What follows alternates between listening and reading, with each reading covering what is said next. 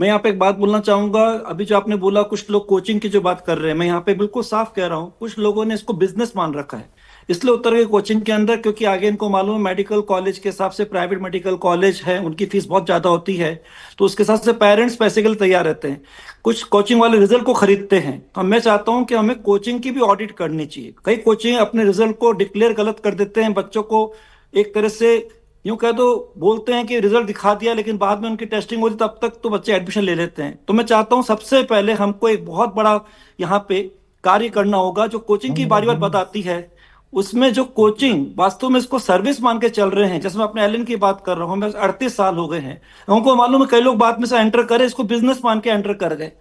तो ये तरीका बिल्कुल गलत है, कईयों को कोचिंग के लिए भी चेक करना चाहिए। और बीच में एक जी फोन आ गया था। जी। मेरा एक सुझाव है इसके अंदर, देखिए जो हो गया हो गया, लेकिन हमको फोकस करना चाहिए कहाँ कहाँ पे कुछ गलत चल रहा है, उस पर फोकस करना चाहिए।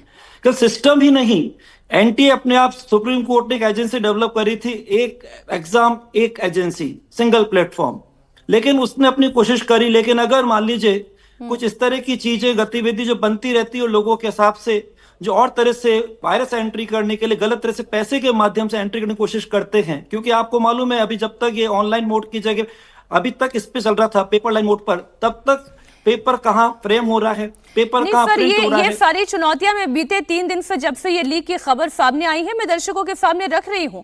पर मेरा प्रश्न ये है अभिनय जी कि क्या क्या online paper full proof, leakage proof कराया जा सकता है? पहला सवाल ये। जैसे ऑफलाइन पेपर कॉम्प्रोमाइज हो गए, क्या ऑनलाइन एग्जामिनेशन कॉम्प्रोमाइज नहीं हो सकता? क्या कंप्यूटर कॉम्प्रोमाइज नहीं हो सकता? 100% हो सकता है। और सबसे ज्यादा नकल आज सीबीटी एग्जाम में हो रही है। आप गवर्नमेंट एग्जाम जितने भी हो रहे हैं वो सब सीबीटी हैं। 2017 का इतना बड़ा लीकेज था कि पेपर के स्क्रीनशॉट बाहर आ गए थे। बस उसमें क्या होता है कि नकल पर्सनलाइज होती है जो खुल भी नहीं पाती। अभी आपने देखा कि पेपर 60 लाख में बिका, 60 लाख वाले ने आगे 15 में बेच दिया, 20 में बेच दिया। तो क्या है कि खुल गई बात। लेकिन ऑनलाइन में ऐसा नहीं होता। अगर आप 60 लाख देंगे तो केवल आपका सिस्टम हैक किया जाएगा। आपका सिस्टम हैक होके घर पे 4 लोग उस पेपर को सॉल्व कर रहे होंगे। ऐसा मैं इसलिए भी कह रहा हूं क्योंकि सरकार के पास आज इतना इंफ्रास्ट्रक्चर नहीं है जो वो 24 लाख लोग या 15 लाख लोगों का एग्जाम भी एक दिन में करा सके।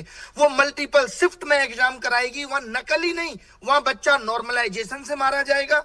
पता चलेगा किसी बच्चे के नंबर 690 से 720 हो गए। ये सबसे बड़ी दिक्कत है। वहां रिजल्ट में गड़बड़ियां मिलेंगी। तो जब तक सरकार की मंशा ठीक नहीं है, अगर ऑनलाइन सॉल्यूशन था तो हम 10 साल से डिजिटल इंडिया चिल्ला रहे, अब तक नहीं कर पाए थे। ये तो सिर्फ मन को समझाने वाली बात है कि अभी लीक हो गया, कैसे लोगों को शांत करना है। तो ठीक है, नहीं, सीबीटी लेकिन करेंगे। फिर मैं एक खुद उन्होंने एग्जांपल आपके सामने आईटी जेईई का रखती हूँ। ये एग्जामिनेशंस भी जी तो ऑनलाइन कंडक्ट हो रहे हैं, अलग अलग पालियों में कंडक्ट हो रहे हैं। जी जी, बिल्कुल आप सही कह रही हैं। मैं आपके सामने एग्जांपल यूपीएससी का रख देता हूं जो कि ऑफलाइन हो रहा है। और यूपीएससी में लगातार खामियां हो रही हैं जो बहुत बड़े लेवल पे पता नहीं चलती, मीडिया में नहीं आ रही, और यूपीएससी सुधार भी कर रहा है। तो ऐसा नहीं है कि आईआईटी जेईई में कुछ भी हो रहा है। बैंक के एग्जाम में आपने सुना लीक हो रहा है। आप बताइए किसका सिलेक्शन करा रहे हैं? 30-30 लाख रुपए में मैनेजर और क्लर्क की पोस्टें बिक रही हैं। तो वो बाहर आने में टाइम लगता है। मैंने कहा ना कि पर्सनलाइज नकल होती है। वहां खुल के नकल नहीं होती, वहां सिस्टम हैक होता है। और सरकार के पास अपना सेटअप नहीं है। सरकार कहती है टीसीएस एग्जाम कराएगा, टीसीएस उसकी सबलेटिंग किसी और को कर देती है। तो वहां अभी पता नहीं चल पा रही ये चीजें, वरना ये खुलेगा। और नीट के पेपर, आईआईटी के पेपर में आई थी खबरें कि कई सेंटर कंप्रोमाइज हो गए थे। पूछिए नितिन विजय सर से, पूछिए महेश्वरी सर से, नितिन जी, पूछिए कि आई ये थी जो खबरें। बात अभिनव जी कह रहे हैं कि आईटी जेईई में भी तो ये परेशानी आई थी, और कई प्रोफेसर्स ये कह रहे हैं कि जेआरएफ में भी ये परेशानी आई है। अब यूपीएससी और बैंकिंग एग्जामिनेशन में क्या हो रहा है ये अभी तक खुलकर सामने नहीं आया। तो ऑनलाइन पेपर्स की भी अपनी पेचीदगियां हैं। तो मैं अभिनव सर जो कह रहे हैं उससे बिल्कुल सहमत हूं कि कुछ जगह हो सकता है कि खबरें आई थी कि जेई में ऐसा हुआ। हालांकि उसका फुल प्रूफ हमारे पास नहीं है, डेटा नहीं है, तो किसी पे आक्षेप लगाना शायद सही नहीं होगा। बट हाँ, खबरें जरूर थी कि चीटिंग होती है। पर मैं अगर आज की तारीख में दोनों एग्जामिनेशन की तुलनात्मक करूं कि ओएमआर टेस्ट कराया जाए 24 लाख बच्चों का या सीबीटी कराया जाए, कौन ज्यादा सेफ है? 100% सेफ शायद दोनों मोड नहीं है, पर इन दोनों में कौन ज्यादा सेफ मोड है?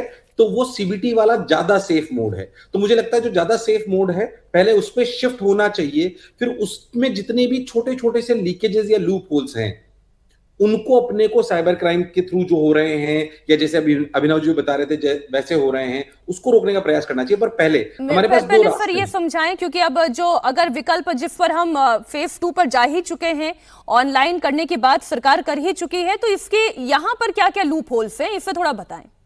इसमें एक्चुअली एक बात तो जो अभी अभिनव जी बोली उसको मैं समझाना चाहता हूं कि इसका एक वो लूप होल नहीं है, वो उस प्रक्रिया में बिना कहे भी बच्चों के साथ अन्याय हो जाता है। जैसे जेई में भी होता है कि जब अलग अलग पारियों में होता है तो पेपर अलग अलग होता है हर बच्चे का। मतलब मान लीजिए मीनाक्षी मैम आप और मैं पेपर दे रहे हैं, तो आप अगर मान लीजिए कि 3 मई को सुबह पेपर दे रहे हैं और मैं 4 मई को सुबह पेपर दे रहा हूं, तो हम दोनों का पेपर अलग आएगा। आपकी शिफ्ट में भी 1,20,000 बच्चे थे, मेरी शिफ्ट में भी 1,20,000 बच्चे थे। तो आप ऐसा समझिए कि हो सकता है 100 नंबर में से आपके 85 नंबर आए और मेरे 92 नंबर आए, पर फिर भी हम दोनों बराबर हो सकते हैं रैंक के बेसिस पे।